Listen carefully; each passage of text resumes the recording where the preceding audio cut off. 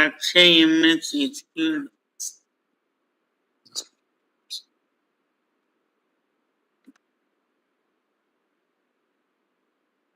Minutes of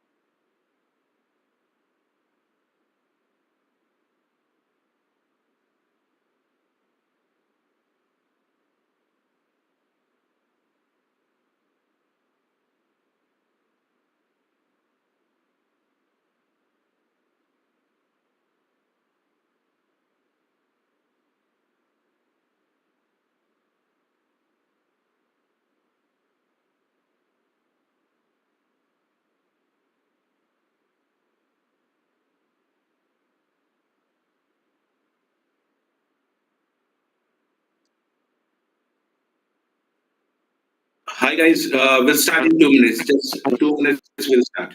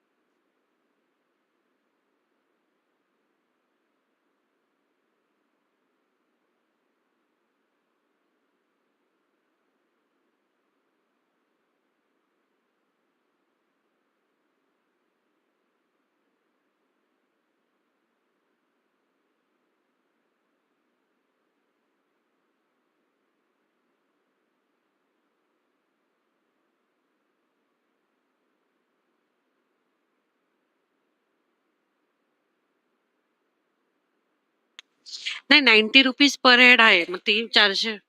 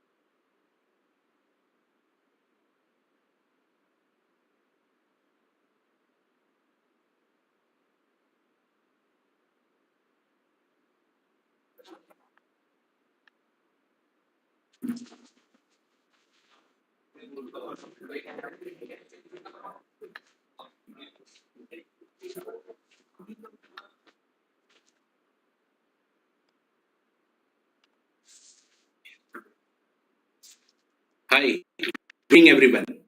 Thank you for joining us today. In today's webinar, we aim to address most of your investment related questions and concerns regarding the current market condition. To provide valuable insight, we are pleased to invite Mr. Nishit Master. Nishit Master brings nearly 2 decades of expertise to the financial service industry, currently outshining as fund manager at Axis Securities Limited. Known for his deep market insight and strategic approach, Nishit has built a notable career with leading firms like ING Investment Management, Kotak Mahindra Bank, and Motilal Oswal Financial Services. He is mastering both buy side and sell side operation. At Axis Security, Nishit focus on delivering a superior risk-adjusted return, making investment strategy tailored to customers' need. His tenure as a senior vice president and head institutional equity at Reliance Security showcase his leadership and strategic acumen in managing institutional investments.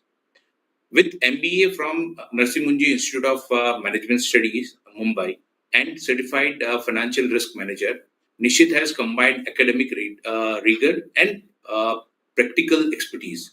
His ability to identify a high potential investment and navigate complex market situation has made him a key contributor to success of the fund under his management, reinforcing his reputation as a trusted leader in the industry.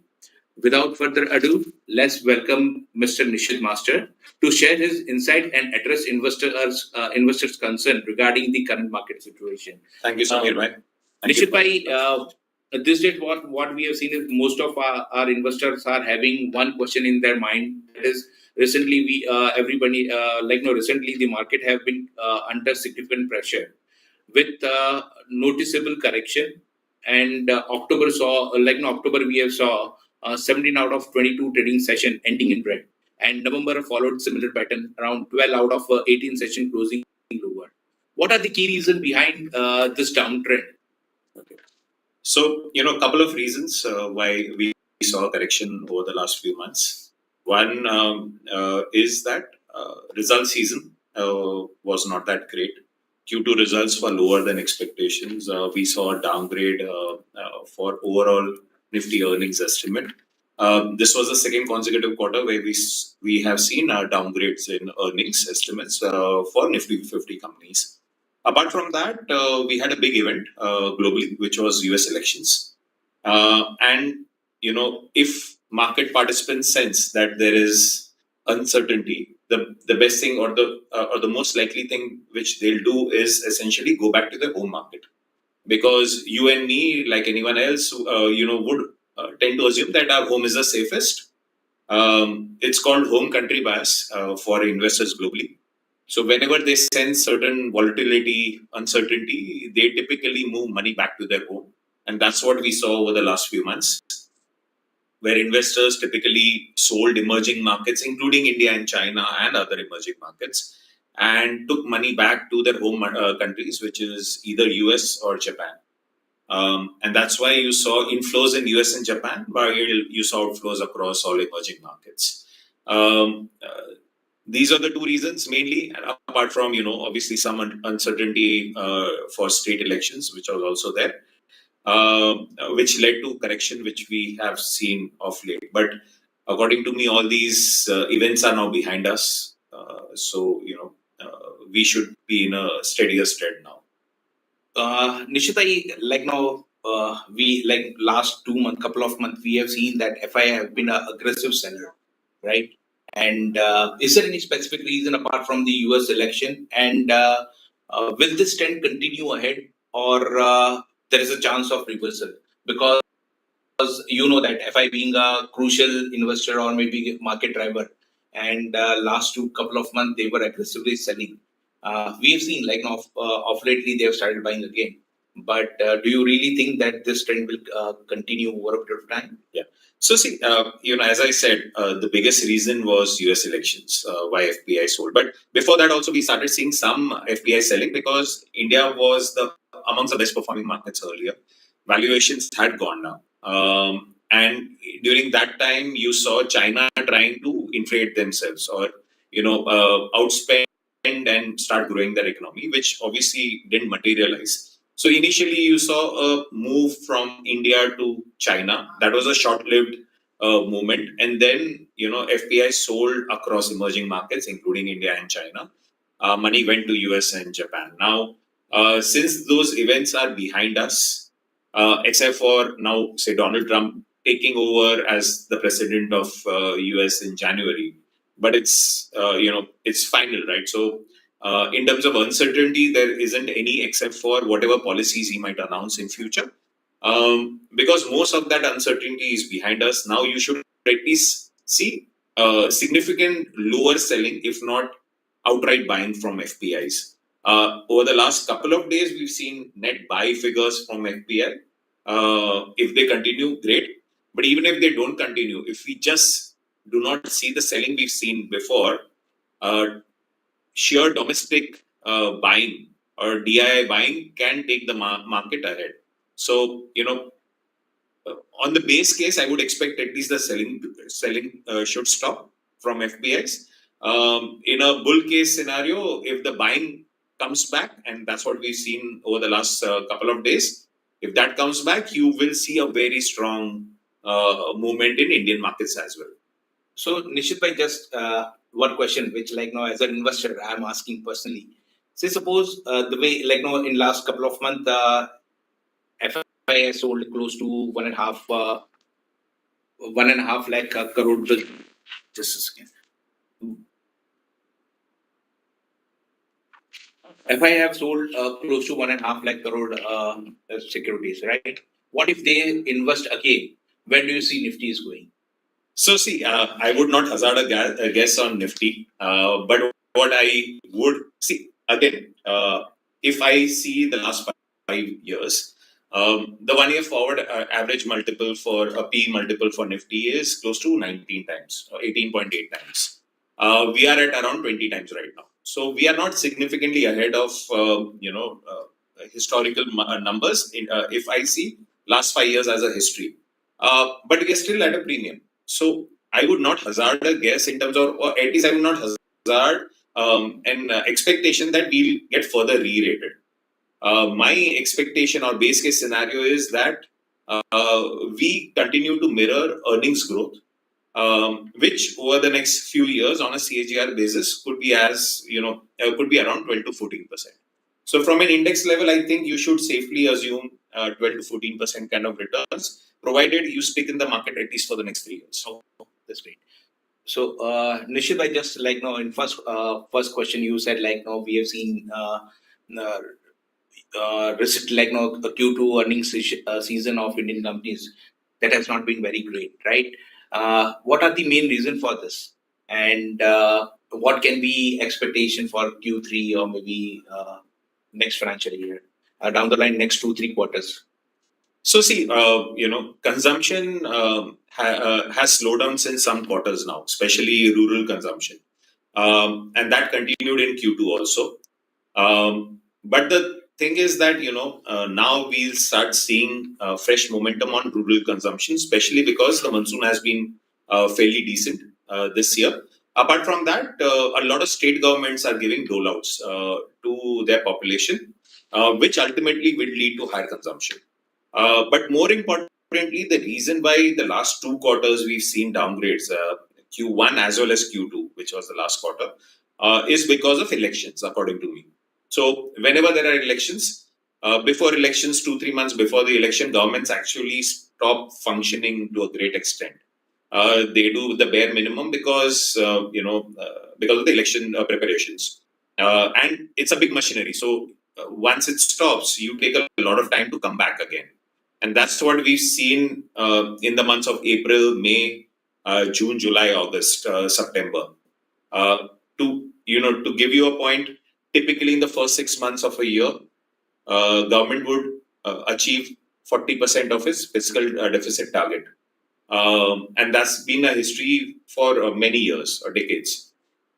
This year, we saw government achieving only 30% or less than 30% of the fiscal deficit target in the first 6 months, which means government has not spent. Now, any government department which has been allocated money, what will happen is if they don't spend that money before March end, the money goes back to the central kitty, which no government department likes. So they will spend that money in the next 6 months, which starts from October, November to March.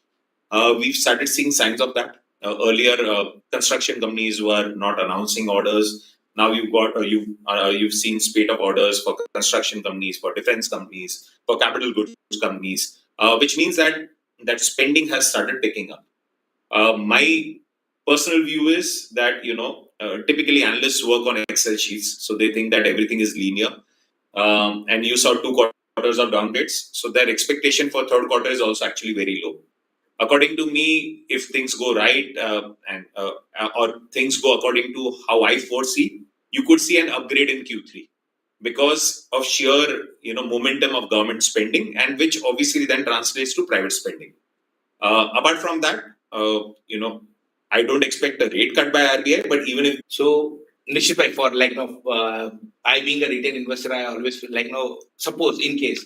As you already said, RBI will not cut rate tomorrow. What if what will be implication on the market? Do you see PSU or maybe private banks are going down for next quarter or? Okay, so see, the expectation from the market is that RBI will not reduce rate tomorrow. If that happens, it's already priced in. If they reduce rate, that will be a positive surprise for the market. I also don't believe that should happen. If they actually ease out liquidity conditions in the market, either through a CRR cut or something else, open market operations, then actually it's positive for PSU banks, especially because they are sitting on excess SLR. So they have a fairly strong case for some re-rating to happen. Private banks also should benefit out of it, but not to the extent of PSU banks. So if it's a no rate cut and no CRR cut, then I think it's already priced in the market. It's not a net negative. If there is a CRR cut, especially, again, I'm not forcing a rate cut, but if there is a CRR cut or open market operations which are bigger in size to ease up liquidity scenario, then I think it's net positive for the markets. Market should take it positively. Okay. So, Nishit, the another factor which is really impacting our market is that we have seen rising geopolitical tension in Middle East and Ukraine-Russia war, which is happening since last 3 years now, and of lately we have seen a lot of spike, a lot of aggression coming to that war. Do you see what do you see how that war will impact further on our market? What are the possible outcome ahead of in case if say Middle East tension rises, or maybe Israel Palestine war, or maybe Israel Iran war, if that gets spiked up, how it will have an impact on our market? Sure. So see, I'll divide the answer in two questions, right? One is the Middle East scenario. The other one is the Russian-Ukraine war. As long as the Middle East scenario is under control and it does not lead to supply shocks on oil, we are fine. Even if that conflict keeps on going on, as long as it does not have an impact on oil prices, India is fine. We don't have anything to worry about. So neither Israel nor Palestine are major players in the crude oil or gas market. So if the conflict is restricted to those markets, then I think Indian markets don't have anything to worry about. If the conflict spills over to Iran, which leads to crude prices going up significantly, and when I talk significantly, then I'm talking of crude above say $9,500, then as an investor one should worry because then we'll have to forget about rate cuts. We might have to relook at rate hikes at some point in time, because crude will then have an cascading effect on everything else. But as long as that does not happen, then Indian markets are more or less safe from that angle. Now, going back to the Russian and Ukrainian crisis, according to me, we are at the fag end of this crisis. There is an incoming president in US whose stated objective is to complete or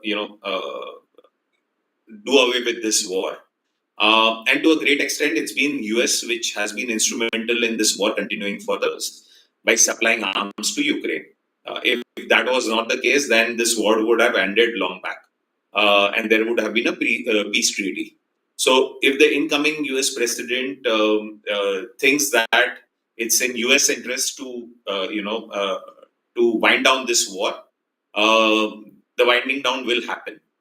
And if that happens, and then the follow-on, which probably will take a few months later on, will be lifting of sanctions on the oil and gas industry of Russia, then you will probably start seeing the entire energy complex pricing coming down, which ideally is very good for India. So, if crude prices, gas prices come down significantly, and to a great, actually, Russian crude is not out of the market. India has been a big buyer for Russian crude, so is China. But still, Russia can still increase capacities and supplies gas, especially to Europe. That will lead to overall inflation scenario coming under control significantly. So, that on negative, obviously, our crude price will go up because we're getting cheap crude from Russia. But overall crude pricing or Brent prices should come down, which is good for the overall global economy. So, as long as crude does not spike, and that could happen only if the conflict in Middle East spills over to Iran, we are safe on geopolitical front. On Russia, net, I think the only thing which can happen positive, is positive rather than negative. Provided the current US administration does not escalate matters before Donald Trump assumes the presidency. Coming back to our home, India's GDP growth rate stood at 5.4%, and it is 2 years low, right? And the inflation has also shoot up of lately. Just want to know how will the situation ahead? You see basically how India will shape up, maybe 5.2%, 5.4% GDP to increase our GDP rate, growth rate. what all measures our current government will take and how it will have an impact on our Indian economy or maybe on a stock market. So see, as I said, this 5.2% or 5.4% GDP print is an aberration according to me. It's because of elections mainly. And when, as I mentioned earlier, that you will see second half being very strong in terms of government spending, and that's how I believe that this 5.4% is a bottom. Q3 should be better than Q2, and Q4 should be better than Q3 in terms of GDP growth. But this is a post facto GDP growth number, right? Because it's Q2 GDP growth, and that is obviously up for it will also get revised over a period of time. But more importantly, Q2 earnings are already out. So this 5.4% GDP growth is already in the price because the earnings for that quarter is already out. And as I said, right, I believe firmly that Q3 should be better than Q2 because government spending has picked up, and Q4 should be better than Q3 because seasonally also Q4 government actually spends the biggest amount. And with government spending, you will also see ease of liquidity scenario, which is good for entire private space and also private capex picking up. Already we are at significantly higher capacity utilization. Private capex to a great extent was also stuck because of elections, and if I as an investor is putting 2,000 crore worth of plant or a factory, I would wait for the elections to be over, and if there is uncertainty to be over before I commit that 2,000 crores of capex. That is also happening right now. So you will see, according to me, you will definitely see Q3 better than Q2 and Q4 better than Q3 also. This 5.4% GDP print was a aberration. Things should improve from here on. So, as a retail investor, which sector I should keep an eye on it, right? And which sector will show a strong reversal once the situation improves? Yeah, so as I said, right, I am still bullish on the capex cycle. So, and with government funding picking up and then private capex also picking up, expected to pick up, I believe capital goods and industrials are one space which you will see traction going ahead. Apart from that, pharma continues to do well. The US market demand continues to be robust. The pricing pressure for generic pharma in US is actually fairly low. Typically, we had moved to around 6 to 7% price erosion annually. Currently, we are at around 3 to 4% annual price erosion, which actually is good for Indian pharmaceutical space. And again, with the whole Biosecurity Act coming in, Indian pharma is expected to do well at the cost of Chinese pharmaceutical names. So that's a space which we continue to like. We continue to like the hospitality space where the demand continues to be very strong. You look at, you try and book any hotel rooms, the rates are off the roof. But in spite of the rates being so high, occupancy is also inching up. So it's actually great for hotels or travel and tourism space overall. So these are the spaces which we continue to like. There are some areas of concern. So we started seeing some slowdown in auto demand. That's an area of concern for us. IT is not picked up to the extent of expectation, though the sector from the stock market perspective has done well over the last 3 months, but the demand scenario is not picked up to the extent where people were expecting. So that could pose some negative surprises going ahead. But yeah, from sectorial allocation perspective, I believe industrials, capital goods, pharmaceutical, and hospitality would be my key focus areas. Okay, that's great. I guess this will definitely help investor to keep eye on those or maybe top-notch stock of that particular stock sector. Now, Nishit bhai, as a retail customer, generally this is a typical behavior of a retail customer, where when markets are down, they hardly invest, right? Yeah. They are shying away from investment during that phase. And when once market is in a bounce back trend, or maybe again a market is touching a all time high, that point in time they generally come, right? As a retail investor in such market, such situation like which is happening in present market, right? What kind of strategy they should adopt so that they can make actual money? So see, two things which are very important in the market. One, obviously, the research quality which you. So if you're a retail investor, even if you have time, then ideally you should research on the stocks you're buying. If not, then you actually need to rely on an advisor who is competent enough to give you an advice on what to buy and what to sell. So that's important. But equally important is discipline of investing. So according to me, you should invest in equity markets only if you have a long-term horizon. That's where you can generate significant wealth for yourself. So, and that's a discipline which one needs to get in as an investor. And I'm not talking of traders right now, I'm talking of pure investors. So discipline and capability both are important for investors. And if if both of these are there, then I think there is a significant strong chance of you generating significant wealth over the next a few years or probably decades, because India will continue to grow. So will Indian corporate sector and corporate profitability.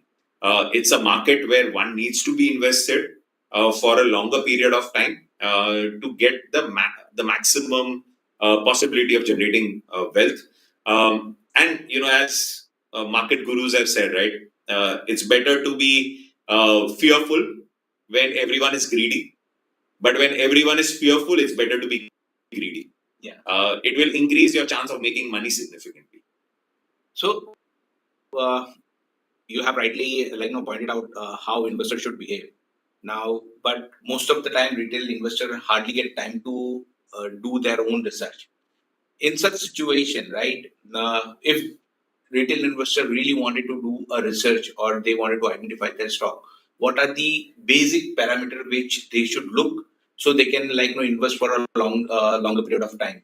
Generally what happens when investor comes, they have a very short horizon, but as we always say that long-term investor can only make money. So if they wanted to really be a long-term investor, what 3-4 parameters ideally they should look for? Okay, so I'll just some basic screeners which one needs to be aware of. One, that you bet on the right people or the right promoter who's running the company. Because if you don't bet on the right promoter, even if the company does well, the minority shareholders will not get anything. So you bet on the right promoter, which is very important. Second, you bet on the right industry, because the best of the company in an industry which is not doing that great will not make money for you. So you bet on the right industry. And third, you bet on companies which have the capability or which have the underlying capability to achieve sustainable growth. And you pay the right value for it. So these are the 4 things which you need to look at. Company's ability, or do they have a certain right to win in that industry? Do they have the capability to service their clients' needs at a reasonable price or a reasonable cost? And are you paying the right price for that particular company? This, apart from the promoters of the company being genuine, and the industry being in vogue or the industry doing well. I think these are the 4 basic things one needs to look at. Apart from, obviously, then you can go a lot deeper into it. But for preliminary investigation, I think these are the 4 things one needs to look at before buying a particular stock. So thanks a lot. It was a really great input, and I hope investor can actually follow this tip and they can identify the right stock for them for their portfolio. Now, when we talk about portfolio, right, in such situation, what is the what is the ideal portfolio allocation investor should have in that in current market situation? So see, each individual will have a different portfolio allocation strategy based on their risk appetite, based on their investment horizon, based on their age. and their requirements for future. So, I think rather than a general answer on portfolio allocation, I think one needs to look at various parameters of an individual, including, say, the age, risk appetite, investment horizon, also, which is very important, and what are your future goals. And if you don't have the capability to marry all these together and come out with a portfolio, then ideally you should look at a portfolio advisor who can give you a right allocation of portfolio mix. But typically, right, on a broader level, invest money in equity only if you have at least 3 years of horizon. If you're looking at if the money is available only for short term, then probably a debt market product is useful for you. Some money should be in, say, gold, because that gives you some kind of an inflation hedge, but also some kind of insurance against geopolitical shocks and stuff like that. So some allocation should be to gold also, but ultimately the allocation across various asset classes should be determined by your own factors, including your age, your risk profile, your investment horizon, etc. And you can take advantage of portfolio advisors who can actually give you the right advice for yourself, and which would be customized to you rather than a general answer for everyone. Yeah. So I guess this is a really great input. Nishit, I just wanted to ask one question. See, when we talk about equity allocation, right? Again, in equity, large cap, mid cap, and small cap, 3 categories are there. Yes. Generally, what we have seen is retail customers are always overboarded on mid cap or small cap stocks. So, according to you, ideally, what percentage they should invest in small cap, mid cap, and large cap? I guess that can have a fair bit of understanding, or maybe it will help them to mitigate the downfall risk. Okay, so see, again, there is no one answer to this. If I'm young, say if I'm 30-year-old, and I don't need the money for the next 20 years, a big part of my allocation can be in small caps, because I can take risk. If I'm someone whose income has stopped, I have some wealth with me, but my income has stopped because I probably retired. I need more steadier returns. A large cap oriented portfolio probably works for me. So it's a combination of all. It's a combination of your where in life you are, right? Sorry. And what is the risk appetite you have before deciding your allocation for small, mid, large. But generally speaking, over a period of time, if you have a longer horizon, say if you want to be invested in equity markets for 5 years, 10 years, then my guess is that probably small and mid cap would do better than large cap. Right.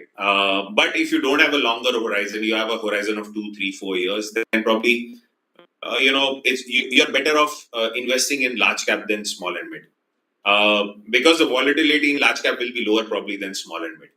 But again, these are just broad indications. The final decision will be based on risk profile and your investment horizon. So, in a nutshell, first you have to investors to understand risk taking capability, time horizon, and then they have to decide the allocation between large, mid, and small. And small and equity, debt, and gold, whatever. Okay. So further asset allocation, he can based on his allocation, risk appetite, and all, he can decide. Yes. Just now you said we talked about gold. Gold has been like a shining light in recent, you have seen in recent past. When equity was falling, gold was the only instrument where we have seen some bit gold and silver. We have seen some bit of spike. Now, what is the outlook ahead for all precious metals, maybe gold or silver? Where do you see, as an investor, should I keep investing, or should I? This is the time where investor need to have a cautious approach. So see, I am not an expert in gold or precious metals. So, my 2 cents on it, and don't take it as an expert advice, it's a personal advice, that one should have at least some part of their portfolio in precious metals, especially gold. And, gold has become a lot more uh, uh, gold has become a lot more important asset for investors now, especially because when say a big country like US imposes sanctions on another big country like Russia, there are a lot of countries who would not want their reserves to be in US dollars. Any country who does not have a great relation with US will not want their reserve assets to be predominantly in dollars. They will diversify in other asset classes. So they'll diversify into euro, pound, yen, renminbi, but they will also diversify in gold. And that's how in the last few years you've seen gold doing exceedingly well, because a lot of central banks globally have been buying gold. This scenario will continue for some time. And thereby I believe that gold has a bright future. It's been a volatile asset class, but still, I personally believe it has a bright future. One should have at least a small allocation to gold in their portfolio. Okay. There is one question from, I guess we are done from our side. Okay. We have collected a lot of questions from our investors, and we try to cover before they ask. Now, there is one question coming from Pradeep, right? He is asking if any war situation happens, then it is a chance to price share of oil companies, ONGC and Reliance. Okay, so see, each individual oil company operates differently. ONGC, typically you can assume that government will cap their realizations at around $80. So anything beyond $80, the government will cap their realization. That's a basic assumption one can take before buying ONGC. So sweet spot for ONGC is crude being somewhere between $75 and $80. That's a great range for ONGC, and that's where earnings will do well for them. For Reliance, the call should be, how are the refining margins moving globally, and how is the petchem margins moving? And this I'm only talking of their oil and gas business. Now they have a telecom business which is equally more important, and they have a retail business which is also equally important. So Reliance is a bigger conglomerate from a business perspective, and you'll have to look at all the three businesses, which is oil to chemicals business, which also has the refining and the petchem business in it. You look at retail business, which is again a significant part of their overall valuation, and you look at the geo business, which is the telecom business, which again is a significant part of their valuations. So you'll have to take a call on all three before actually investing in Reliance. ONGC, as I said, right, the sweet spot for them is crude being between $75 to $80.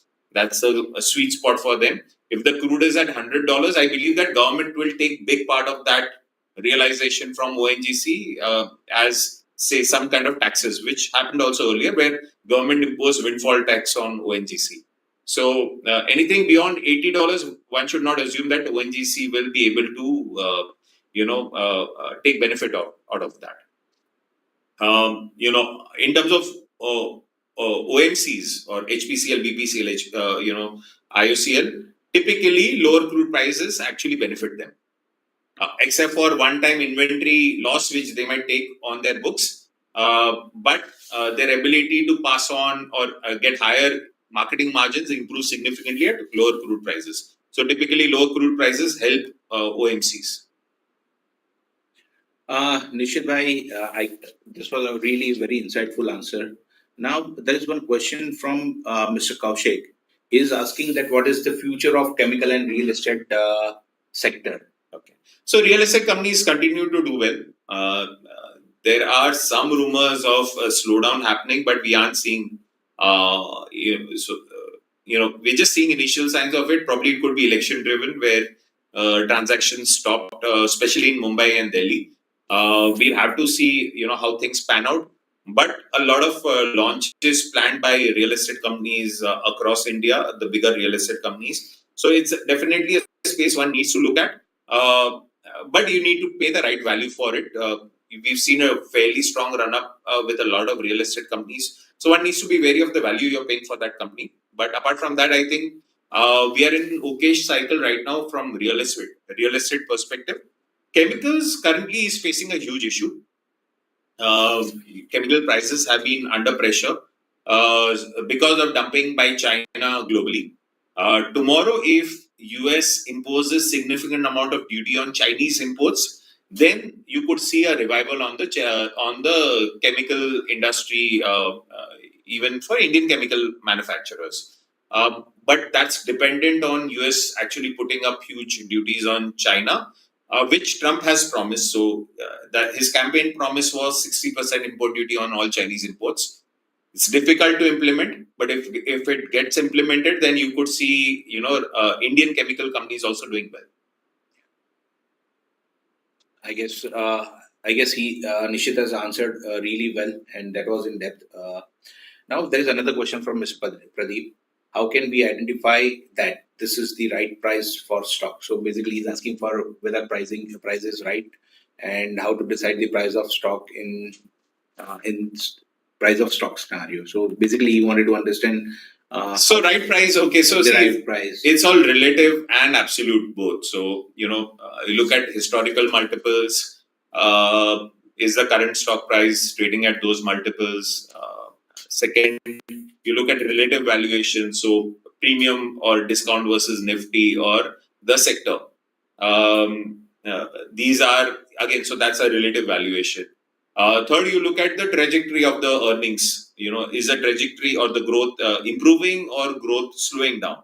If the growth is improving, then you can still give a premium to historical multiples. If the growth is slowing down, then ideally it should go to discount to historical multiples. And fourth thing is, are the companies becoming more efficient? And the way you look at efficiency for companies is essentially look at their ROEs or ROCs. How efficiently are they utilizing their capital, either equity or overall capital? If they're becoming more efficient, then ideally they should get higher multiples for the higher efficiency. So it's a very long topic in terms of valuation, but I've just tried to simplify whatever I can in the short period we have. No, that's a really great answer because it was really insightful. It was very simple to understand, and I'm sure they can practically use the tips which you have given. Now there is one question from Paramjit. He's asking, are the US market overvalued? Is there a bubble that might trigger a global sell-off in near future? So Paramjit, I am not I'm not an expert on US markets. I don't look at US markets very keenly or closely. But what I can say is that unlike India, where we've seen over the last few years, we've seen a broad-based rally. US market has been more top-heavy, where 5 to 10 names have actually led the markets up. It's not been as broad-based rally in US as what we've seen in India. And typically, if rallies are led by only a few names, then it's not as healthy as rallies which are more broad-based. So that's the general brief I can give you on US. Yes, if there is a big sell-off in US, it will have a rub-off effect on all other markets, including India. But as long as our fundamentals remain intact, that correction will be bought into, and we'll see a quick bounce back also.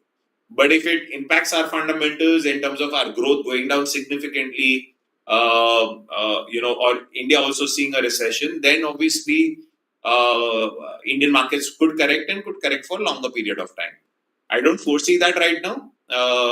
But as I said, right, I'm not an expert on US markets, so take my comments on US markets with a big pinch of salt, actually. No, that's great. Nishit bhai, now we'll take only last question as we are running out of time. This question coming from Naushad: what will be the impact on IRDA if RBI revised interest rate? So see, I will. You've asked a question on IRDA. I would refrain myself from giving comments on individual stocks. I'll stick to sectorial calls, which I can give.